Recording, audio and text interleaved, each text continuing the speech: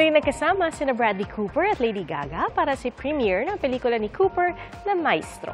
Pero mas lumutang ang pagiging bayani ni Cooper. Isang photographer kasi na kumukuha ng retrato nila ni Lady Gaga ang biglang natumba. Nakita ito ni Cooper at tinulungan makatayo ang photographer. Kinamusta siya saka dumiretso kasama si Lady Gaga. Si Cooper ang nagdirect at bida rin sa biopic tungkol sa legendary composer na si Leonard Bernstein.